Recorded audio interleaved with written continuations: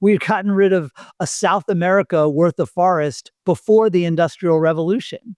And again, it's not because people are evil or people hate nature. It's because people like to eat. I always say that my book is kind of about how to feed the world without frying the world. We're pretty good at feeding the world. We know how to do it. And if we have a problem, we can just cut down more trees and expand the world's agricultural footprint. The problem is that doing it without frying the world, and that's going to require change.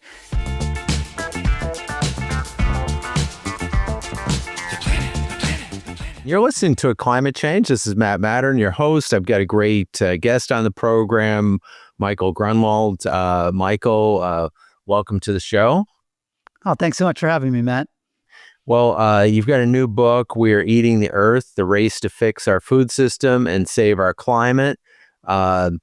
Michael's got a great background, staff writer at Politico, former staff writer at The Washington Post, Time Magazine, The Boston Globe, contributing opinion writer for The New York Times, as well as a couple other books. One noted, The Swamp, the definitive book on the Everglades, the politics and environmental destruction. I want to definitely hit that one at some point in the time of the conversation. But why don't we start off with the new book, We're Eating the Earth. What was the genesis of this story, with this book? Oh, well, thanks. I mean, look, I've been writing about the environment pretty much since The Swamp, right? So been a little bit more than 20 years. And, during this time, obviously climate's been the big story, which meant that I was an energy reporter. I was always covering energy and climate. And I'm not saying energy and fossil fuels aren't a big deal, but I realized maybe 5-6 years ago that food and the food system is about a third of the climate problem. And it also turns out that it's the leading driver of water pollution, of water shortages. It uses 70% of our fresh water. It's, it's the major cause of deforestation and biodiversity loss. And I didn't know squat about it. And I figured, there are 1,000 books about how fossil fuels are broiling the planet. But if I'm this spectacularly ignorant about food and agriculture, probably other people are too. And that was the beginning of my 5-year journey.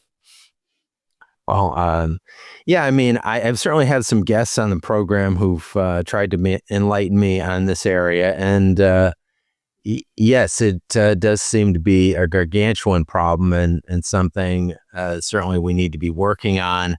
One of the things that, you kind of bring up in the book is there's some things that we thought there were reasons for maybe hope, and they didn't kind of work out as well as planned, like the veggie burgers and stuff like that. What happened to veggie burgers and Beyond Meat? And we thought that might be a game changer, but maybe not. Sure. I mean, I guess the first thing I would say is I write about dozens of solutions in the book. And none of them really have a lot of traction yet, including the alternate proteins. The argument for them is really powerful, right? Because when I say that, basically agriculture is what's eating the earth, and most of it is animal agriculture. Farms and pastures now cover a third of the planet. And they are by far the leading driver of not just deforestation, but agricultural emissions. And again, it's partly from, crop dusters and diesel tractors and the regular carbon emissions, and partly from the burping and farting cows, but it's mainly from deforestation, from this the eating of the earth. And so if you can make meat, which we ate 500 million tons of last year, without animals, and you don't have to feed those animals, that would be an incredible thing for the planet. So I actually started reporting this book in 2019. I went to the Good Food Institute, which is kind of the sort of the group that puts together all the different fake meat companies, whether it's made of plants or made out of animal cells or fungi. And at the time, Beyond Meat had just gone public. and it was like total exuberance. People thought they were going to get rid of the entire meat industry in 10 years. My joke was that I thought I was going to accidentally raise a Series A round on the drinks line. And now, of course, Beyond Meat's gone from $250 a share to $1. And so everybody's like, oh, it was just a fad. It was dumb. I got to admit, the dogs didn't like the food, right? Um, and, it turns out that if you make a veggie burger that's 80% as good as a regular burger and only costs 50% more, that may be an incredible technological achievement, but it's not a really good business model. But so again, so they have not been very successful, but I think people have written them off. And what I always like to point out is that the cow is a pretty mature technology and this stuff isn't. And it can still get better, it can still get cheaper, it can even get healthier. So I don't think it's dead. Right. And in terms of any evidence that people are eating less meat, other than maybe the two of us have tried to cut down on our meat intake. I heard that you not eating red meat or maybe Yeah, lamb stuff. I don't eat beef and lamb. Right. The short answer is nope. It's it's meat's delicious, right? And most people aren't writing a book about food and climate. And even I still eat chicken and pork. It turns out that beef and lamb is about 10 times more emissions and uses 10 times more land per calorie or gram of protein than poultry or pork. But just in general, I feel like the vegan activists have been sort of shaming people and screaming at people and also educating people about what goes on in factory farms for years. And every year, the world is eating more meat. And we're on track to eat 70% more meat by 2050. Remember, the first thing people tend to do when they stop being poor is they start eating meat. And we're expecting billions of people around the world to stop getting poor over the next couple decades, which is great, but it is going to mean a lot more stress on the planet.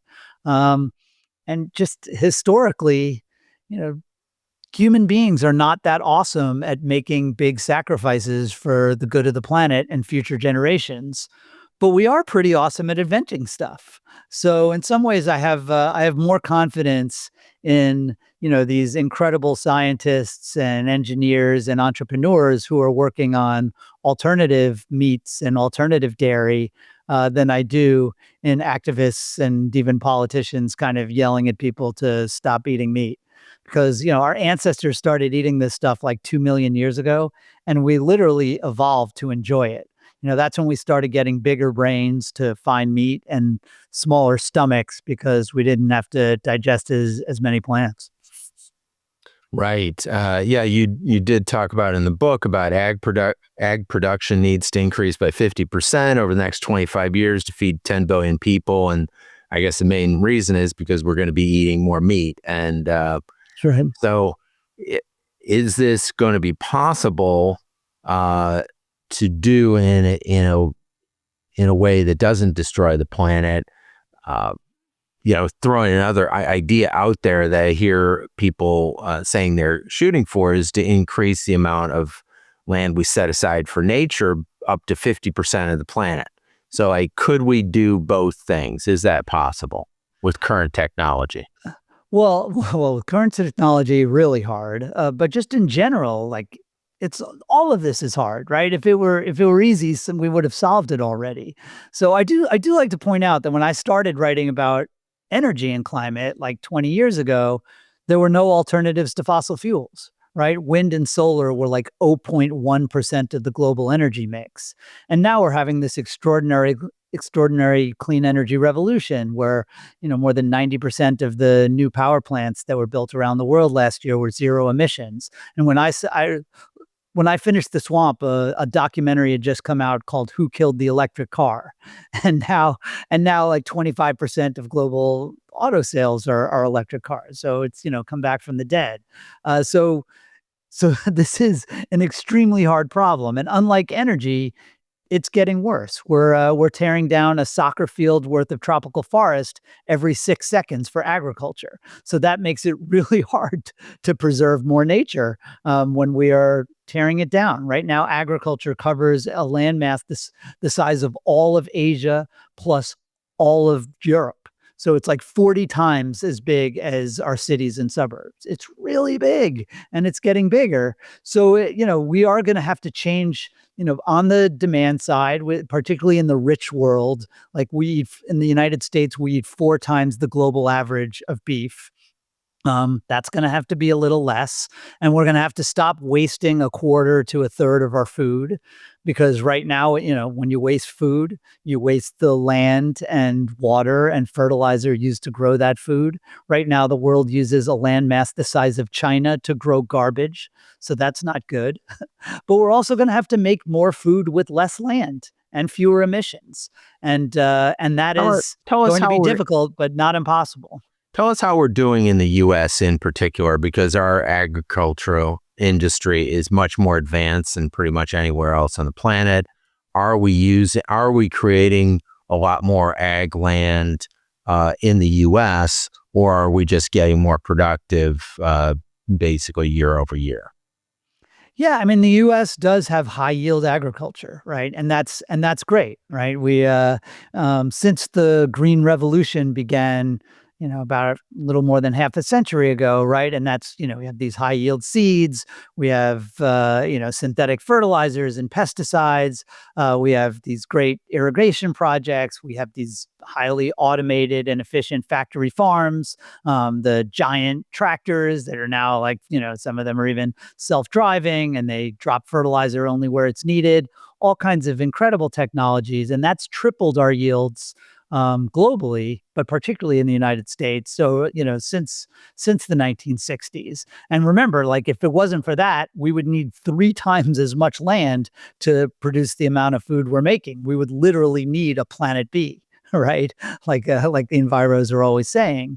Um, that said, I mean, it could still be more efficient. And, I write in the book about alternative pesticides where they use the RNA technology behind the COVID vaccines to constipate beetles to death, and alternative fertilizers where they gene edit microbes to snatch nitrogen out of the air and feed it to crops so you don't have to bomb the field with natural gas manufactured fertilizer that ends up in the Gulf of Mexico.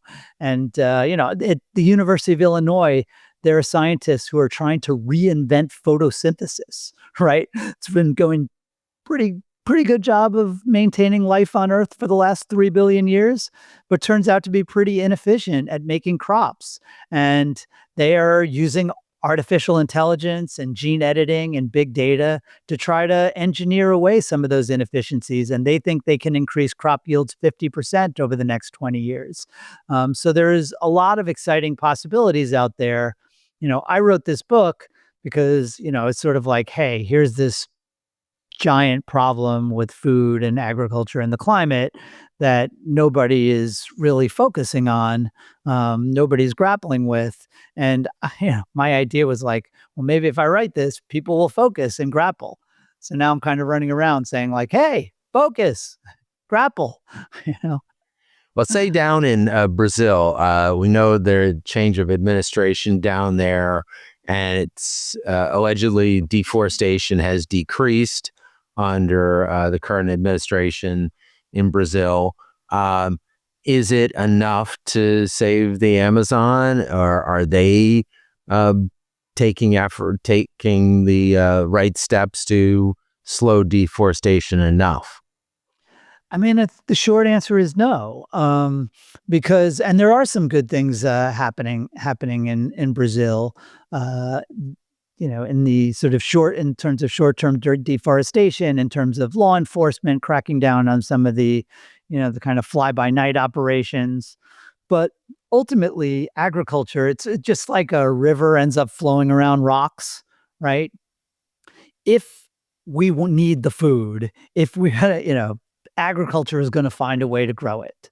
Um, and when there is demand for land, agriculture will meet that demand. If we don't change the way we eat and the way we farm, we are on track to deforest another dozen Californias worth of land by 2050. And maybe if you put a big fence around the Amazon, it won't be there, but some of it probably will be there. And the rest of it might be in the Congo rainforest and other really vibrant, dynamic, important ecosystems. So I think we need to have this idea where we're going to really sort of have carrots and sticks, sort of to help entire countries and entire regions increase their productivity so they can make more food with less land, but also do the protect side. So it's not just produce, but they also, here's the carrot, we will help you make even more food with less land. But the stick is, if your forests keep coming down, the money is not going to keep flowing. Well, I think one thing that probably a lot of people don't know is that most of the U.S. farmland is for animal feed, right? I mean, corn and soybeans that ends up being fed to animals, right? Yeah, and biofuels, right? A lot of it ends up in our fuel tanks. We have about 40 million acres of corn in the United States is used to grow ethanol, and the Trump big beautiful bill is essentially trying to you know shove a lot more subsidies towards soy biodiesel, to put more soybeans into not only our cars but our planes. So yes, that is true, but that's because we're eating a lot of meat, right? And we have these big biofuel mandates. Now the biofuel mandates, and I write about this in the book, I think they're just stupid, and we should get rid of them.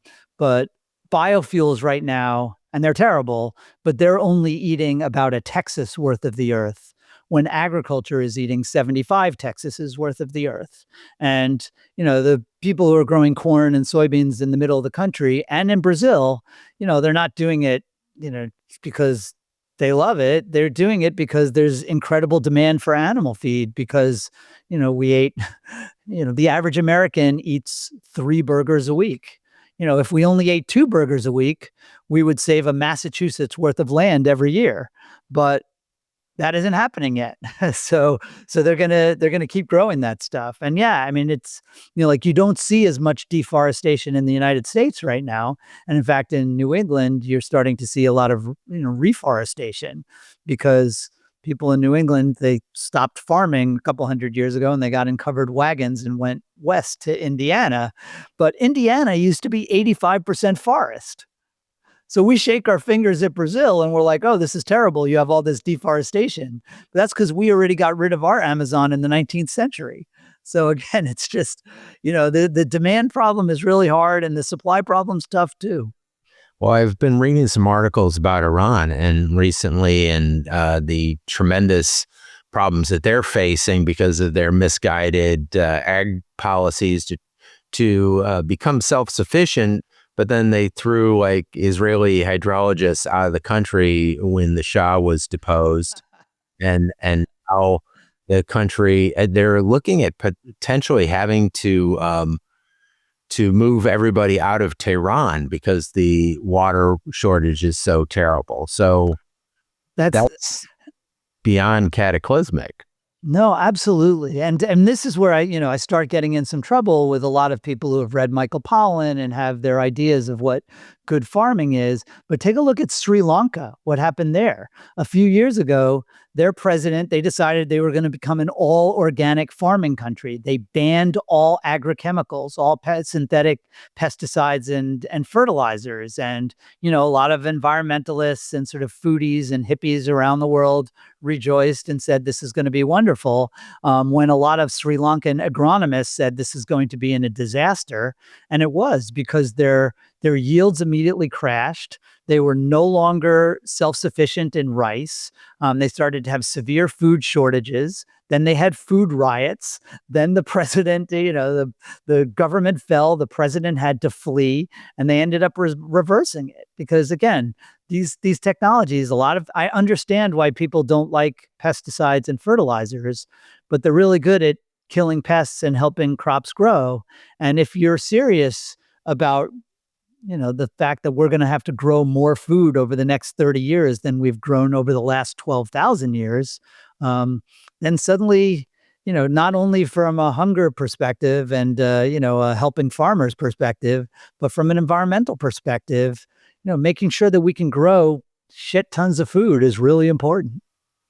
Well, I guess that's kind of crashes the hipsterdom paradise that I live in about organic food here out in Venice, California. I mean, it's kind of heresy to eat food that's not organic.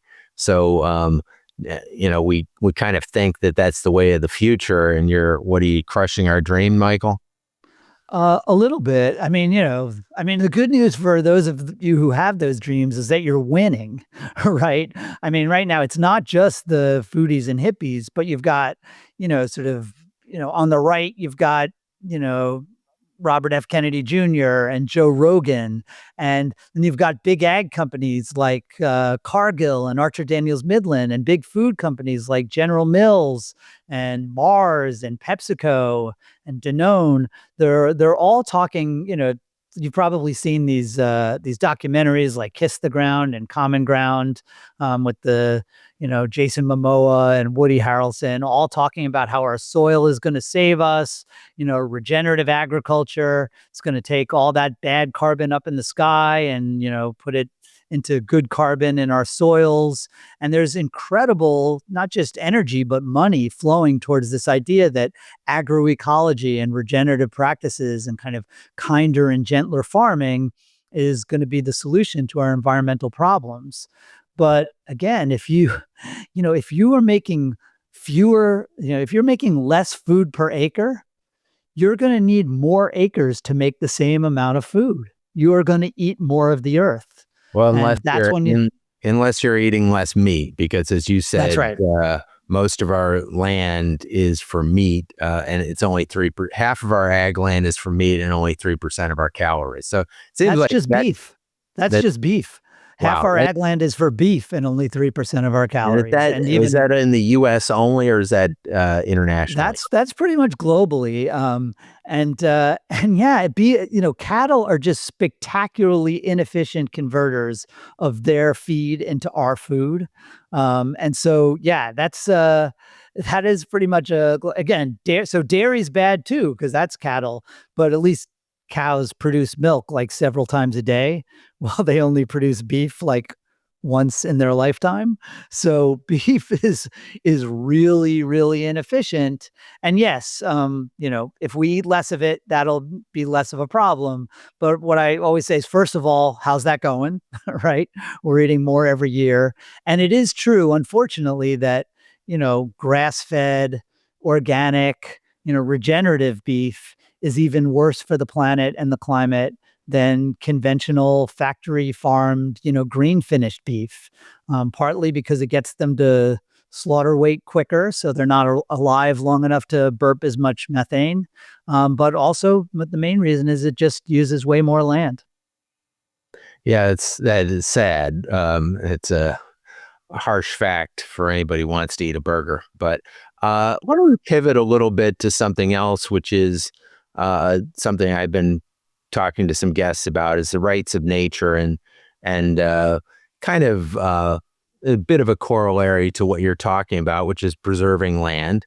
Uh, there have been movements around the country and around the globe about creating rights of nature, and do you think that that's something that could help protect nature more, or is it not going to move the needle very much? I think it's great, and I think it's anything that makes it sort of harder to destroy really important, ecosystems and natural, wild, beautiful places. I'm for it. Where I guess where I am, again, a little bit of a Debbie Downer on this stuff is that I don't think you can just put a fence around nature and say, like, we're just not going to tear down trees anymore. Otherwise, go about your business. The reason, you can make it, you can sort of impose a kind of logistical price on land clearing, but ultimately, if it's profitable to tear down nature and replace it with agriculture, people are going to keep doing it. And that has been the story of, not just, that's been the story not just of the last 200 years, but the last 12,000 years is the story of our natural planet becoming an agricultural planet. We've gotten rid of a South America worth of forest before the Industrial Revolution. And again, it's not because people are evil or people hate nature. It's because people like to eat. and and so I always say that my book is kind of about how to feed the world without frying the world.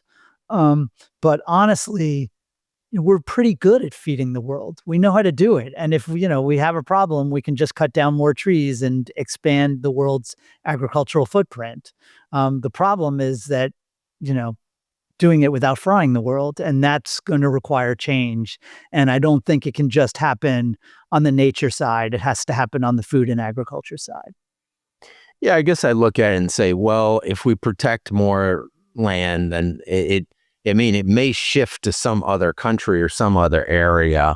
Um, that is a possibility, but I guess it starts the process of protecting more of our of our nature, so that it's less likely that it's used up by agriculture, or it's just put aside so that it is there for future generations, which is valuable in and of itself. Sure. I mean, I think that's true. But again, it's like, you see this a lot in Europe where, they're putting a lot of rules, partly about, sort of trying to mandate more organic farming, and reduce pesticides and reduce the size of animal herds. And again, it's, and the idea is like, look at this nature we're preserving in Europe. But it's essentially outsourcing pollution and deforestation to the developing world. And that's where, and often, if you're outsourcing your agriculture to the developing world, you're outsourcing it to a place where it's less efficient and is going to require even more acres to make the same amount of food. So it's going to have even more deforestation than it would have in the rich world.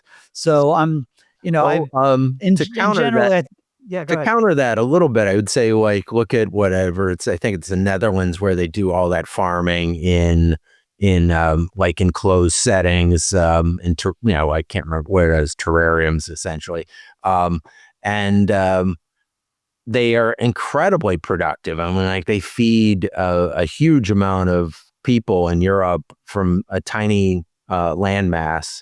Isn't that maybe the future of farming? Well, look, I mean, Denmark, they in 2025 they passed what I basically call it, like, it's like the Mike Grunwald Agricultural Reform Act. They sort of did all the things I would like, and in fact, a lot of enviros there were saying, like, hey, we basically, it's like too many pigs, too many cows, too much poop. Let's cut our ag industry in half. And they did not do that. They were like, hey, we have like the most efficient dairy industry in the world and the third most efficient pork industry. No, let's not do that. Let's have them make even more food.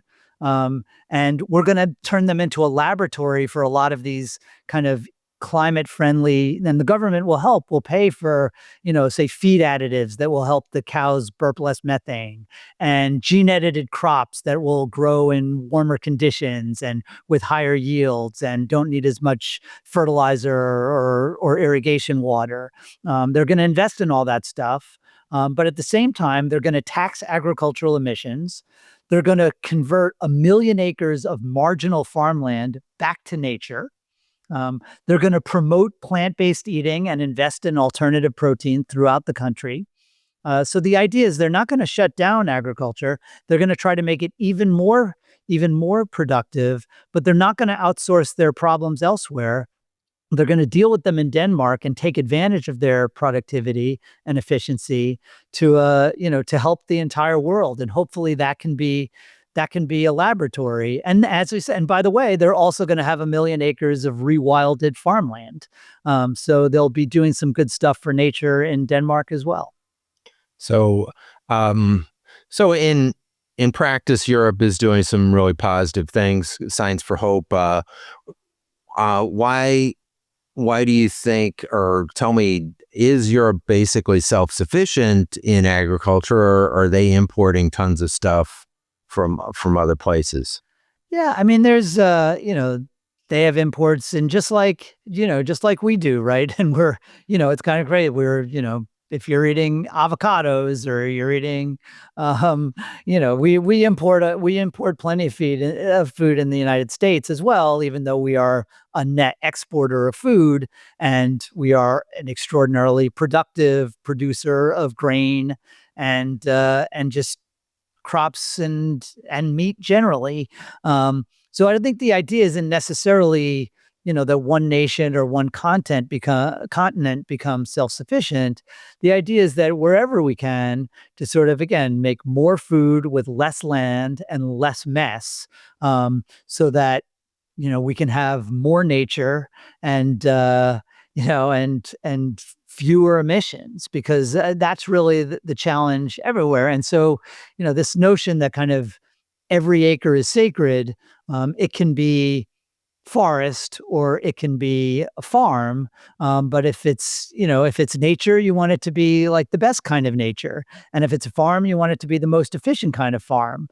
Because again, like a farm that's only, half as productive as another farm requires twice as many acres to make the same amount of food. And that extra acre is probably not going to be, it's not going to be a parking lot, right? It's going to be a forest or a wetland that we would like to, keep as a forest and wetland to keep storing carbon and storing biodiversity. There's this, I think, because and not to pick on Venice, right, or the whole organic movement, but I think a lot of people who have read Michael Pollan and have this idea of that there were these old, good, rustic, bucolic farms where the soil was treated with love and the animals had names instead of numbers. And then the big environmental tragedy was their intensification, right? When they became these sort of chemical drenched monocultures and, intense factory farms. And I'm not like there was some environmental damage from all that, from all these fertilizers and the dead zone the size of Connecticut and the Gulf of Mexico and a lot of air pollution and other problems. But what I'm saying is that the real environmental catastrophe was the transformation of the prairies and the wetlands and the savannas and the forests into those nice Michael Pollan farms. That's when we lost the biodiversity. That's when we lost the carbon. And the goal should be to prevent more of that conversion. Right. So, do you see other countries in Europe or across the planet taking up the Mike Grunwald Act, or AKA the Denmark 2025 Act? It's hard, right? Like, I know it's like Denmark is like the model nation. You look at every test, it's like, we're the happiest people on earth, Denmark. We're the healthiest people on earth, Denmark. It's like those bastards. I mean, they're like the most beautiful people too, right? But no, I mean the short answer is no. I mean, this is why I'm banging my spoon on my high chair about this stuff. Um, 3% of climate finance around the world is flowing into food and agriculture, even though it's about a third of the climate problem. And most of it, like I said, is flowing into these kind of regenerative agroecological solutions that I think are, pretty dangerous and can actually make things worse. Um, so there hasn't been, and you see, even in the United States and the current administration, which obviously they don't care about any climate issues, but you'd think they'd at least, because they like farmers, you'd think they'd be investing in agricultural research that can help increase yields, even if it's not done for climate reasons. But that's getting slashed too. So this is not a great time, maybe for the Michael Grunwald, agriculture and climate policy agenda. But that's why I'm out What here with about it? hands in the What air. about at the state level? Any states picking it up, like California or New York or other states? It's tough because, where you have these progressive states, you often have these, instincts to do, the kind of, the sort of Bernie Sanders, Venice Beach, Chelly Pingree is an organic farmer who's the most important Democrat on agriculture in the House of Representatives. And there's this idea that, like, well, we'll be for sustainable farming, which is generally seen as organic farming. I think there's just there's a long way to go. Like, even California, it's funny. I saw this one study that looked at, there are like a dozen ways you could improve manure management, that would really reduce both nitrous oxide and methane emissions from manure and make much of a less of a mess in rivers and lakes where you see all these algal blooms and all kinds of fish kills. And they came up with like a dozen possible solutions, and 11 of them were incredibly cost efficient. You could reduce a ton of emissions for, like, a few cents a ton. And some of them are really simple. It's like separate the solids from the liquids, or clean your barn more often. They're these incredible simple things. And then there was one completely ineffective and inefficient solution, and that was these anaerobic digesters that turn manure into kind of like biogas. And of course, California is spending hundreds of millions of dollars on these biodigesters. So there's just a lot of work to do. People are not dealing with the problem, and when they are dealing with it, they're often dealing with it wrong. And it's partly because there's so much that isn't known about this stuff, and then a lot of what people think they know just isn't so. So, Is hopefully, there also pushback from the ag industry on stuff like that? Just it seems like that's not something that they should push back on. Is there pushback on manure management, for instance, by big ag? well, well, this is a perfect example. Actually, in because of there was a big lawsuit, and over a huge, pollution case with Smithfield, the big pork producer in North Carolina. And they had to contribute, I think, like they had to pay $15 million in fines. It started this whole research program, and they came up with some manure management solutions. And what they realized is that I think it would increase the price of pork by 2 cents a pound. And basically the state of North Carolina said that's too much, so they never mandated it. Which is a long way of answering your question, is that the ag industry is fine with anything as long as it doesn't tell them what to do, and if they do have to do anything, they're paid. So, there's no appetite for any sticks. There's big appetites for carrots. And so, the world spends $300 billion a year on agricultural subsidies. I think there's maybe some hope that at least, we could attach some strings to some of those subsidies, where it's like, okay, here, if we're going to keep giving you all this money, at least, use it to do some better things for the environment and the planet. But right now, most of it is just, in the United States, we give tens of billions of dollars of agricultural subsidies every year. It's in the form of subsidies and biofuel mandates and disaster aid and conservation payments. But mostly it's just to help the richest farmers buy new F-150s every year. And, and, uh, and it's bipartisan, even though, right now farm country is voting overwhelmingly for Republicans. Well, I saw a documentary on Smithfield and other pork producers in North Carolina and in the southeast part of the country, and it was mind blowing the amount of pollution that was created in that farming of pork, and these pools of shit that were just nasty as hell. And there are very strict rules about human shit. It's got to be treated before that goes into a river or a lake. But that's not true for animal shit. And there are really, we have pretty good rules about, at least, in theory, factories are regulated. They are responsible for their pollution, but not factory farms. And remember, I'm like the guy who's sort of defending factory farms. I'm saying, like, hey, we need, like, they're pretty efficient, and just like we need, like, factories are pretty good at manufacturing stuff. Factory farms are good at manufacturing a lot of food, and we need to do that. But at the very least, it would be nice if they could do it with a little bit less mess. Yeah, that seems reasonable. So, a lot of articles these days, you hear about shrinking populations in the US and Europe and China. And, in some ways, that seems like a good thing, given the things that you're talking about. That means less mouths to feed. That means less agriculture. I mean, yes, it creates a crisis or a challenge for Social Security payments when there's only one worker for each retiree. But in terms of the planet, it seems like less stress on the whole planet. Well, in the long term, yes, that's true. And in fact, most of the world, except for sub-Saharan Africa, is sort of on course to head towards basically replacement birth rates of, about 2 kids per woman, or even, as you mentioned, in places like Japan, and maybe we're heading that way in the United States, even less than that. And that would, in the long term, mean less stress on the planet.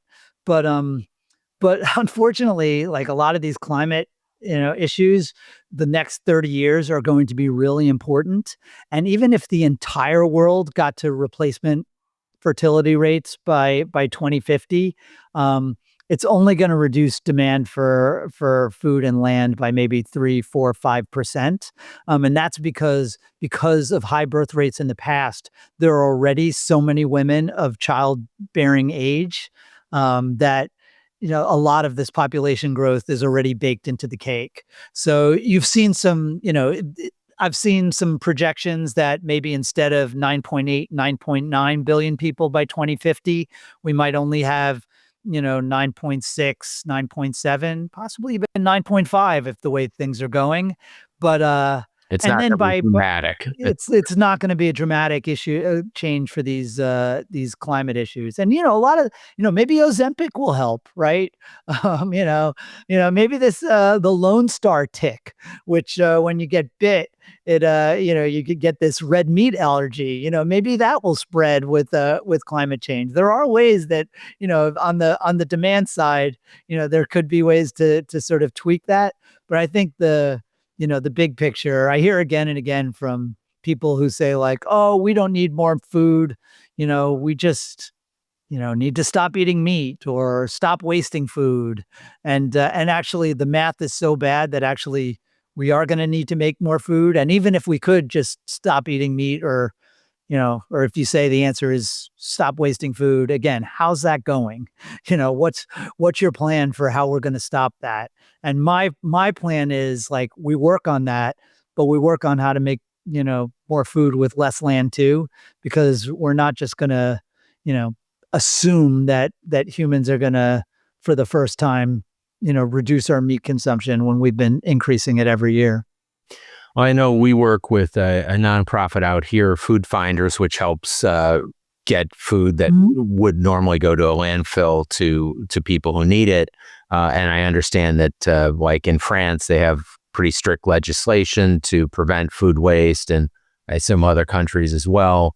Do you see that moving the needle much at all? Yeah, I think that's a really important, and it's a great place to start because unlike like meat is delicious, right? Like people love meat. And I quoted one pollster who said that like, trying to tax meat or otherwise restrict meat is, he said is the least popular policy he'd ever pulled. He said it was, his quote was that it's like veterans benefits for ISIS. So you don't want to, but nobody loves food waste, right? So that's an opportunity, I think, for some bipartisan, action. And yeah, some of it is, I think there is some education, some evidence that campaigns to help, to really increase awareness can help. There's a lot of technology that can help. I have a Mill Technologies dehydrator in my home where I throw in all my food waste and it turns it overnight into chicken feed. So it keeps it in the food system. So I think there's a lot of opportunities like that. And you do see like grocery stores are using AI to sort of put food on sale before it goes bad, and better manage their inventory. And you can use policy, like you said, good Samaritan laws, so that nobody gets sued if they're a restaurant and they're giving their leftovers to a food bank.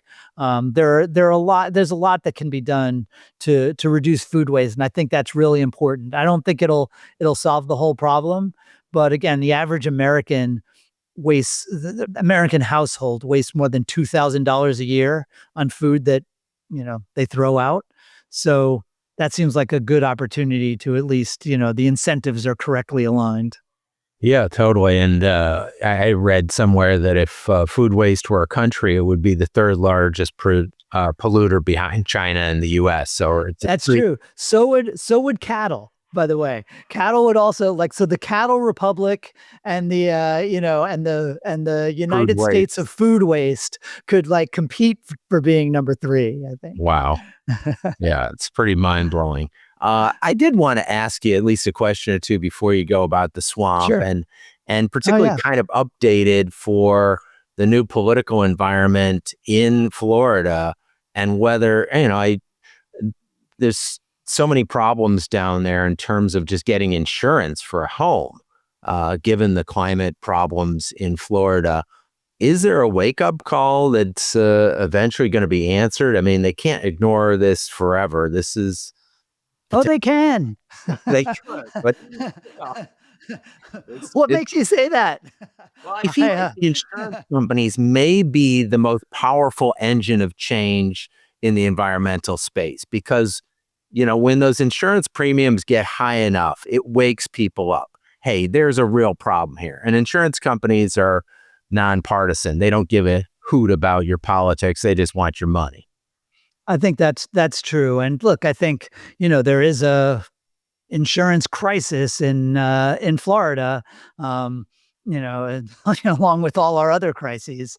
Um, but I mean, I don't mean to be flip about it, but I think what we're seeing more and more in Florida is these kind of fly by night insurance companies who say, yeah, sure, I'll collect your premiums. And then I'm just going to disappear when the hurricane comes. And we'll count on the federal government to bail you out. Again, Florida has not been a real model for thoughtful public policy the last 30 years for sure. The Everglades is still a popular cause. But the Everglades restoration that I wrote about was supposed to be a 30-year project, and it started 25 years ago, and it's barely made any progress. So, the only thing that's really changed is the price tag has gone from $8 billion to $25 billion. So I think, I'm always hopeful. I and better is better than worse. Perfect usually isn't on the menu, but certainly. Do you see the current Mhm. governor down there doing much in trying to preserve the Everglades or just kind of address climate issues particularly in South Florida where they are so Well, existential? Well, no to climate. He says that climate is a religion. He's not interested in any of that stuff. He has put some money into the Everglades. The Everglades has always had this kind of bipartisan support.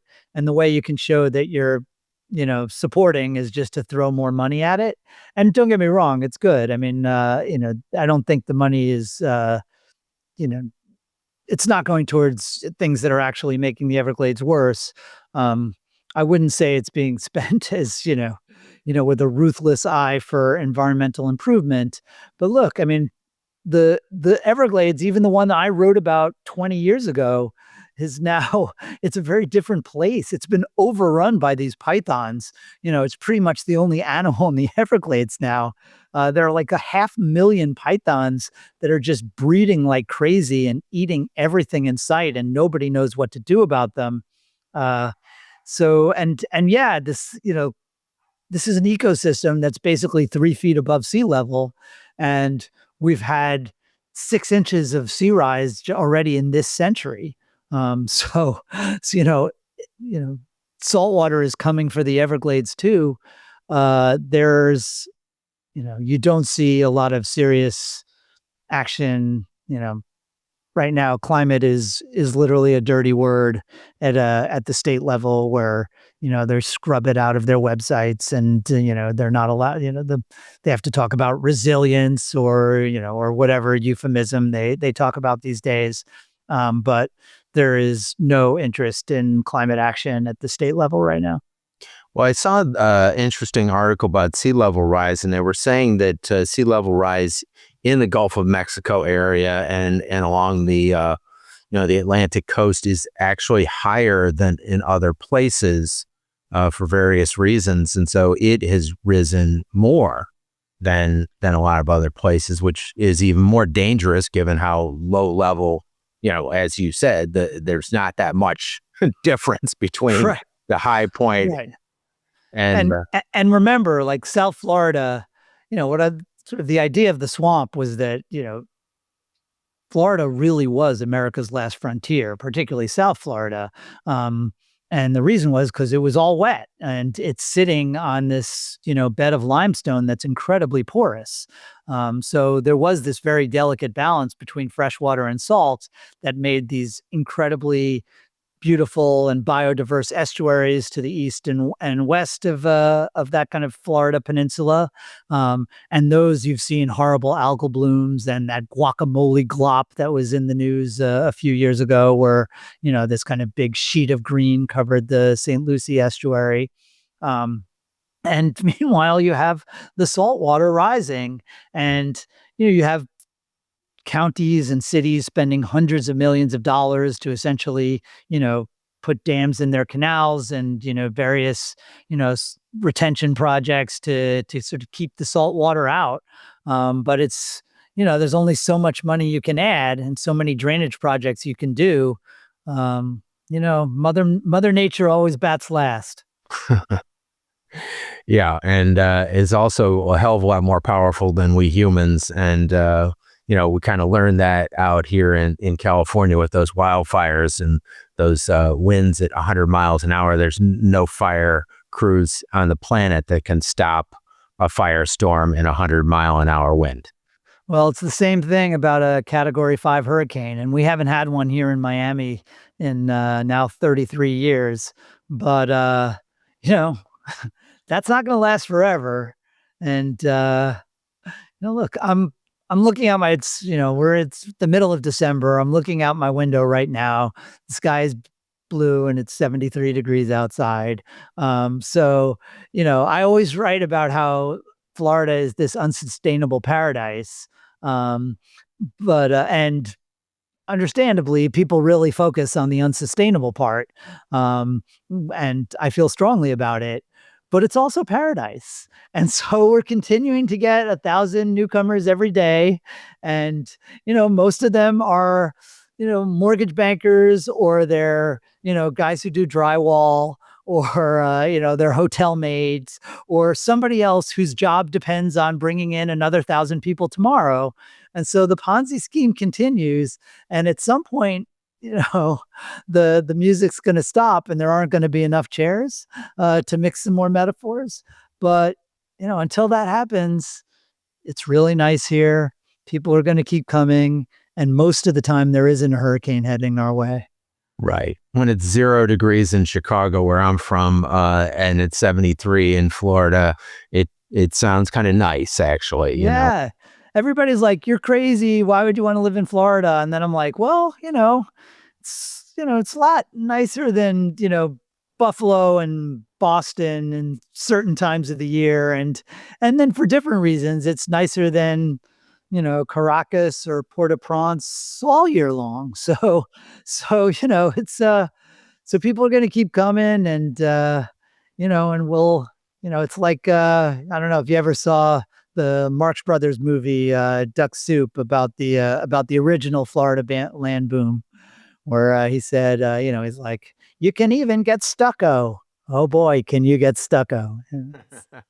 That's Well, a little climate humor to end the show. Very well done, Michael. Thank you so much for joining us. everybody should go out and get a copy of Michael's new book, We're Eating the Earth, The Race to Fix Our Food System and Save Our Climate. And check him out on Politico, great writer. So appreciate the work that you're doing, Michael, to spread this important message. Any place else people can connect with you and the work that you're doing? Oh yeah, sure. You can find me on X. I'm at Mike Grunwald. Blue Sky, it's the same at Mike Grunwald plus all those other letters. I'm on LinkedIn. I'm even now because I find that not everybody is buying my 300-page book, so I'm trying to get the message on Instagram and TikTok too. But hopefully your listeners they care a little more about this stuff and they'll buy the 300-page book. Yeah, definitely. It's great stuff, and look forward to following what you're doing, and wish you all the best going forward. Thanks for all you're doing. It's great that you're keeping this issue in front of people.